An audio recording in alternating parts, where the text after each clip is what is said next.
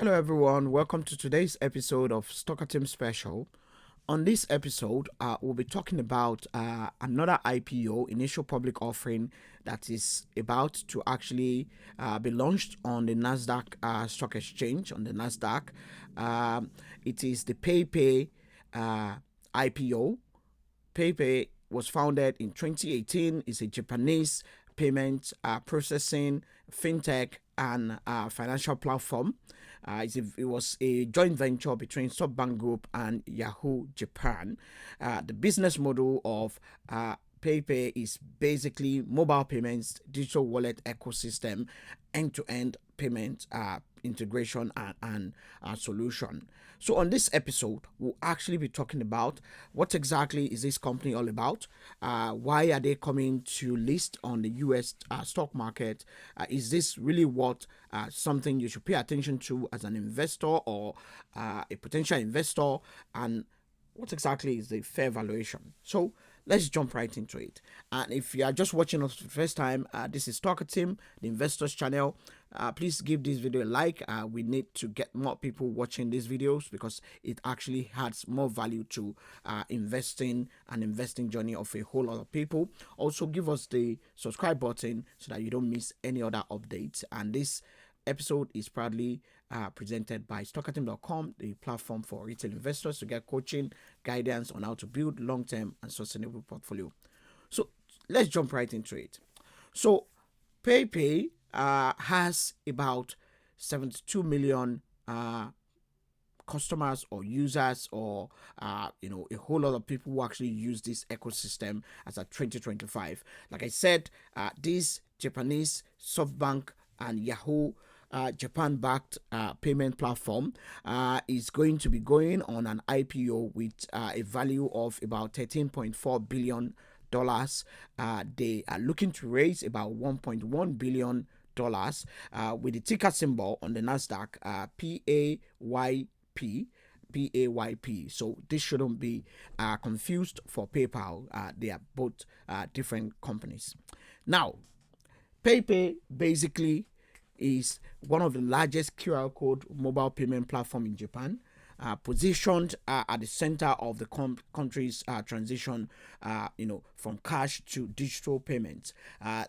Japan has been a success story of moving away from everyday cash transactions to actual payments that is digital, and PayPay is one of that major providers that actually offering this model and this services that is actually making a whole lot of payments, a whole lot of everyday customers or consumers move away from cash payments and cash transactions. So, what exactly is the economic moat for PayPay? With over 72 million customers or users, this company, PayPay, benefits from strong two-sided network effect. They have more users, and because they are getting more users, they have more merchants adopting their platform, and the more they have more merchants, they basically have higher utility and they get more fees on their platform. This feedback loop kind of actually gives them that strong defensible advantage in payment networks, and that has really differentiated them in the Japanese market. So if you look at their ecosystem, they are embedded within the SoftBank digital ecosystem. This includes telecoms, e-commerce, financial products. So they are actually able to offer, just a huge gamut of, financial services, product and services, to put it that way. They provide e-commerce platform. They could provide payment peer-to-peer. They provide buy now, pay later. They have a credit card. They have debit cards. They just have so much more to keep a whole lot of their customers locked into their ecosystem, and that actually gives or makes it a bit technically difficult for customers to actually switch away once they start using the PayPay ecosystem. So in terms of their penetration strategy, they've been really very strong in Japan with a whole lot of small and medium scale enterprises. They actually waive merchant transaction fees for up to 3 years. They are offering every consumer cashback incentives. So in in the real sense, this actually allows them to accelerate more merchants coming into their ecosystem, and they actually are able to scale their infrastructure. So the major backers of PayPay is majorly SoftBank Group. They've been providing a whole lot of capital support. They've been providing distribution through their telecom ecosystem, and also a whole lot of strategic partnerships, like buy now, pay later, credit cards, debit cards, telecom data plans, and all that. So this is more or less a SoftBank bringing this company to the market. So the big question to ask really ask is, as PayPay now fully matured as a company to stand alone, is SoftBank just basically offloading this company into the market? Are they maybe tired of funding this company, or is PayPay a very, very vibrant business that cannot actually stand on its own? It's yet to be seen, but let's look at the details of this IPO, because like they always say, the devil is always in the detail, and at the end of the day, you don't want to actually buy a company because it's backed by a big giant in the ecosystem, but because the company itself can stand on its own. The books are not necessarily perfect, or the company might not necessarily be in profit, but the company actually has a compelling case, a compelling reason why you should be investing in the company or the IPO in the first place. So what are the core strengths of PayPay before we actually go into the details of the IPO itself? PayPay is one of the most widely used digital wallets in Japan. They have that very, very strong brand presence. Every marketing, every promotion, they have that top of mind awareness. Just to put it that way. They also have that structural tailwind. The Japanese government is actually pushing cashless adoption.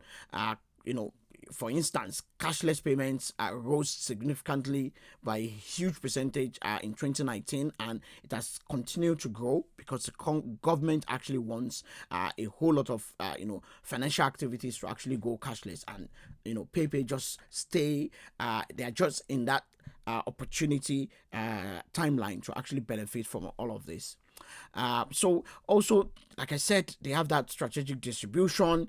SoftBank is a giant, major telecom provider, or the largest in Japan, and so they are able to actually benefit from built-in user acquisition from SoftBank. They can also reduce, acquisition of customers, the cost that what actually costs them to get a typical customer. It's actually cheaper and easier because they are actually backed by SoftBank, and they are in the ecosystem. So who are their core competitors? Rakuten Group, huge group in Japan as well. They have Rakuten Pay, and Rakuten also offers end-to-end payments, social media experience, digital TV, a whole lot, buy now, pay later. They offer almost everything that PayPay actually offers, and they're actually quite big. We have NTT Docomo. We also have Line Corporation. All of these competitors are quite big, and they offer very, very strong competitive, pressure to PayPay. So are this company also going to really tune up their investment into their business? Would they also maybe come into the American market to actually list, to basically diffuse the strength of PayPay? It's yet to be seen. We also have indirect competitors like the likes of Visa, MasterCard, PayPal. All of them still actually directly or indirectly competes with PayPay. So what are the major risk of actually investing in this business? Maybe from an IPO point of view, or even from a long-term point of view. Their revenue is actually tied to just Japan. PayPay basically operates only in Japan. They have no expansion outside of Japan, unlike maybe PayPal, unlike Stripe, that actually, they are multi-continent, multi-country kind of operation, or maybe to an extent a global operation. PayPay doesn't have that. Is this an opportunity for them to actually expand outside of the Japanese market, and also maybe offer something stronger outside of their market. It's yet to be seen. It's also an incentive-driven ecosystem or incentive-driven business. They give a whole lot of cashback, merchant fee waivers, promotional rebates. This basically on the long or short to the medium term actually depresses their their margin, if you put it that way. Also, intense competitive environment, like I said, the Line Corporation, Rakuten, Tacoma, all of them actually push a whole lot of marketing, a whole lot of business activities, and at the end of the day, PayPay can only just do what it can to actually match up, because at the end of the day, they have giants that are even bigger than PayPay operating in that market. Now, the key investors in this business are SoftBank Group. We have Yahoo Japan. We have Visa. We have Qatar Investment Authority, Abu Dhabi Investment Authority, and if you actually look at the retinue of investors in this business, they are quite big and they are quite reputable, to put it that way.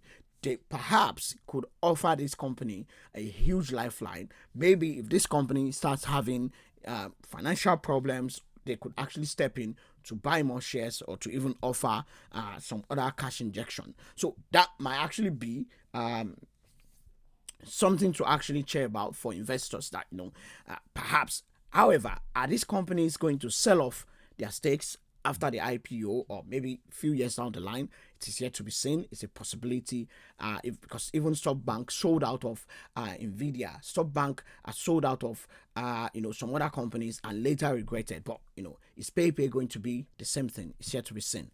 Now, let's come to some other basics that actually puts this IPO under a stronger lens. So, the proposed IPO valuation is about $13.4 billion. But actually, if you actually look at this, PayPay actually resemble kind of a mature fintech platform. It's not necessarily a hyper-growth global disruptor.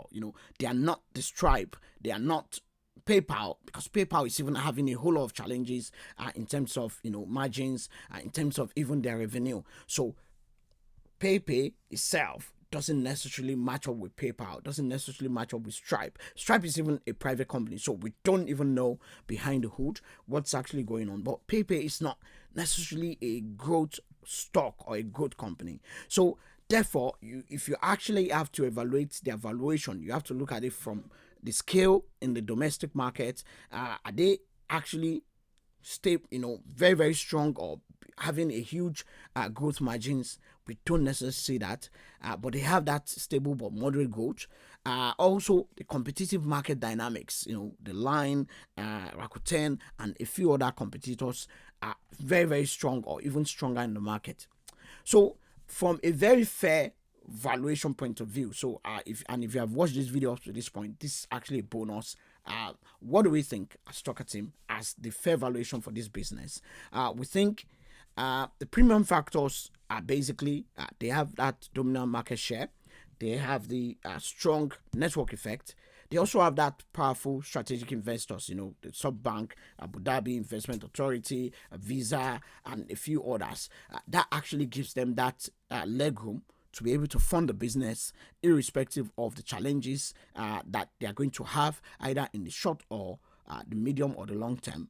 But the discounting factors, some other things that you actually have to look at as a negative or as a minus, they have that limited international expansion. They are not even saying they are going to go into the American market or the African or sub-Saharan African market. The domestic competition pressure is quite strong, and they've always relied on promotion to drive user growth. All of those things are actually very, very important when you're actually looking at it. So, attractive entry point from a valuation point of view is between $9 to $10 billion. That's what we think. And a fair value for this business is about $10 to $11 billion. And from an expensive point of view, when this, as it is now, is a very, very expensive, company or stock to actually invest in when it's IPO, that actually requires almost near perfect execution, which is about between 12 billion to 13.4 billion, which is what they're actually proposing. So at the end of the day, the bottom line for PayPay is, yes, they have dominant Japanese digital wallet platform. That's what they're actually operating. That's what they've been able to build. They are also benefiting from the cashless transaction in the Japanese market. They have very strong institutional backing. SoftBank is quite reputable. They've made a few mistakes here and there, maybe with Nvidia, selling Nvidia too early. Maybe PayPay might actually be some of the good decisions they've made. However, the growth of this company could actually normalize as the incentives they actually give to retain the business or retain customers gets higher and higher. Competition from huge giants in the market could actually be a huge problem. IPO valuation actually appears very aggressive at the upper range, and we actually think this is something for investors to actually think about and not necessarily worry about, but this is something you need to actually think about and look. So takeaway, the most reasonable fintech valuation, we think it's about $11 billion for this brand, for this company. And if it's going to be too expensive, which is what they have now, it's about $13 billion. And if you have been watching this is what we do at Stocker Team. We basically look for opportunities. We look for not necessarily trends, but actual monumental events like IPOs, price actions, new companies that could actually take the future of business, the future of technology to the next level. And we break down these opportunities for investors to actually evaluate and make up their mind whether they want to invest. So if you want to actually learn from what we do and also maybe have an idea of how to actually benefit from this knowledge, this research, you can go to stockerteam.com and become a member for just $10 per quarter. See you next time. What is PayPay IPO going to look like? Is this IPO going to remain at $13 billion in terms of what this company is valued about? What do you think is the future for this company now coming into the international market? Do they actually have something up their sleeves, maybe in expanding, especially with AI acceleration, agentic AI now coming into the play, determining everything that everyone is doing? It is yet to be seen. We'll see you in the next one.